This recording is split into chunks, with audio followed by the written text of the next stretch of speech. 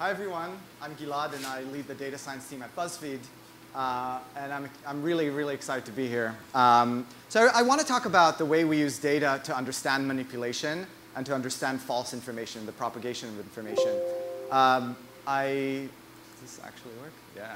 So BuzzFeed, you all have heard of from the last panel. You all probably know about BuzzFeed. We have a massive audience across multiple platforms. And really, we think of ourselves as a publisher that has a job to provide content and support different ways to support our audiences. Make them laugh, help them cook something, help them connect with friends. And we really don't care where our content lives, if it's on Snapchat, if it's on Instagram, or if it's on our O&O.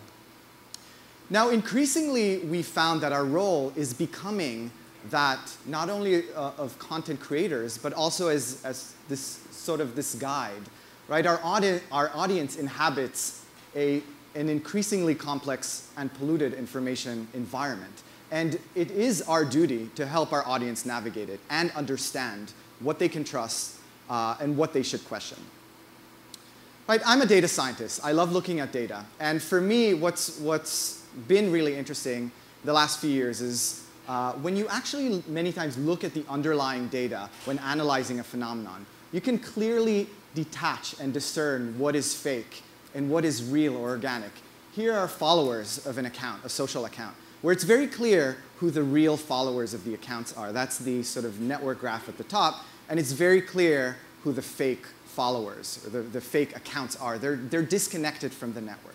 Right? So many times when we have these phenomenons that we call fake or false, when we actually look at the underlying data, it can sort of tell us a lot about what is actually not organic. And it's been interesting to see. I've been doing this kind of work for a while. The more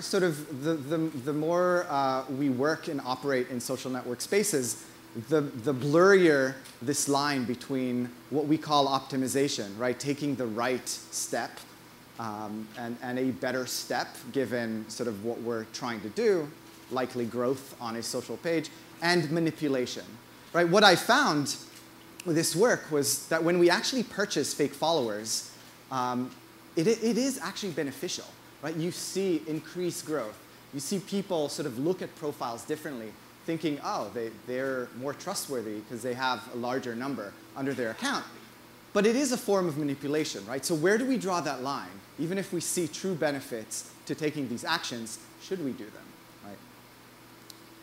So I want to take you through two examples where data really helps understand what's going on. And the first is that of trending topics on Twitter. So I'll take you back a few years ago when Occupy Wall Street was taking place. In New York, people were on the streets, but they were organizing on social media, especially on Twitter. And everyone sort of in different networks were talking about it, using the same hashtag. And these messages starting to pop up everywhere. People blaming or claiming that Twitter was censoring Occupy Wall Street because it never actually trended on Twitter. And for those of you who use either Twitter or Facebook, you know that these modules are fairly central, so they get a lot of attention.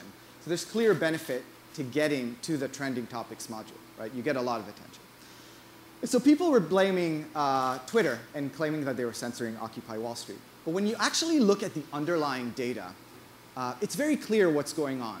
So the dark blue line is the sort of the trend line of usage of that hashtag, Occupy Wall Street. So you see these diurnal patterns, right? Every day it sort of grows a little bit, and it declines as people go to sleep.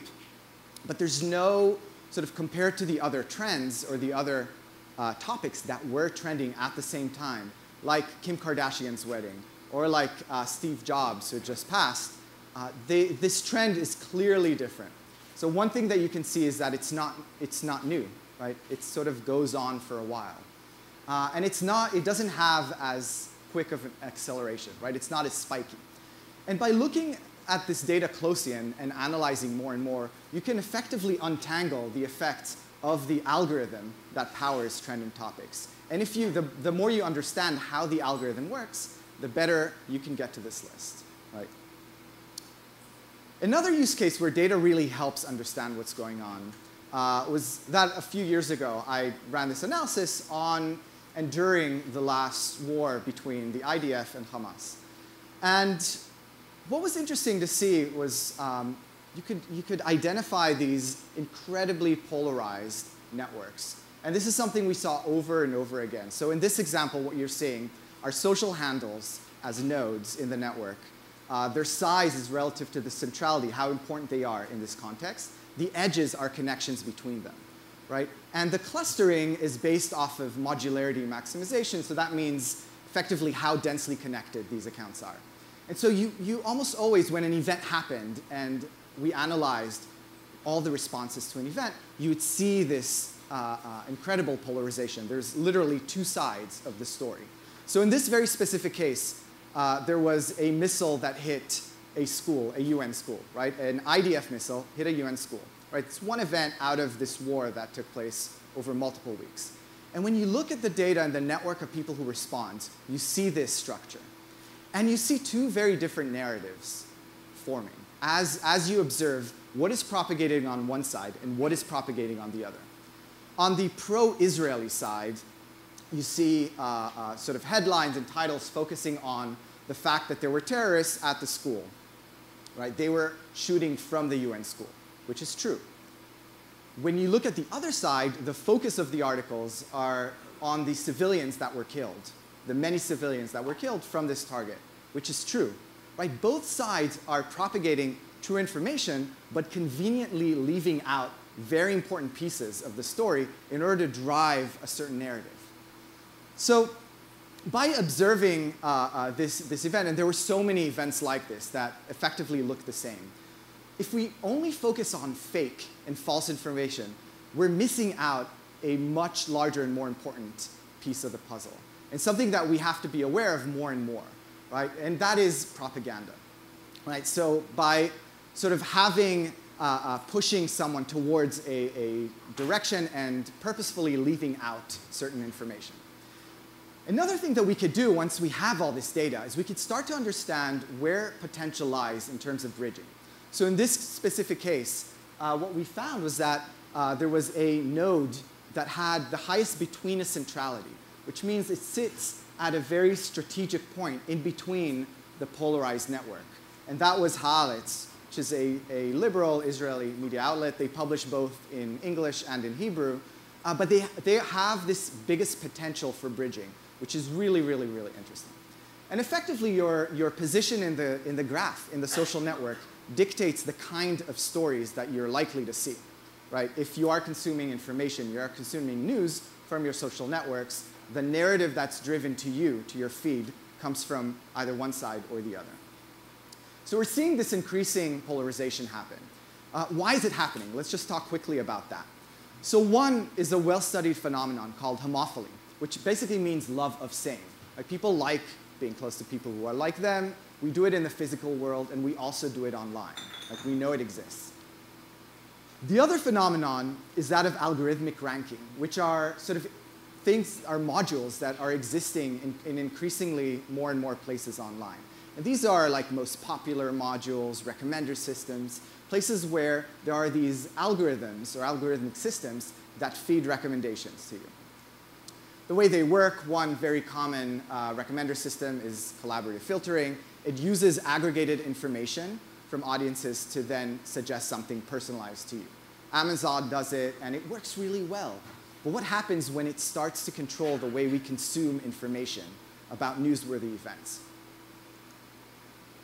This is just an example, another example that's relevant, that's from the States a few years ago. After the San Bernardino shooting, again, we saw this incredible polarization in responses and coverage, and effectively the propagation of very different type of sort of newspaper in these distinct parts of the network. So I mean, a lot of it boils down to trust, and we can talk a lot about this. Like the last panel, I think they focused on Facebook mostly, but I want to say that this is happening everywhere. Right? If you go to YouTube and search for Hillary's health, like, what do you trust? This is what comes up. Right? If you search Google, if you search Facebook as well, if you search Twitter, right? So it's all these players that are optimizing to the point that they can manipulate audiences, right? So it's our duty to uncover this and help guide audiences as publishers, as people who create content. And so just one last point about what we're doing. So we think deeply about our role in this ecosystem. There's a module that we're playing around with our news coverage. So what we do is as we cover events, we provide outside perspectives. So we say, this is what we think. This is what we think about this event. This is how we're covering it. But here are other ways in which people are considering and responding to this event. Thank you. Thank you very much, Gilad.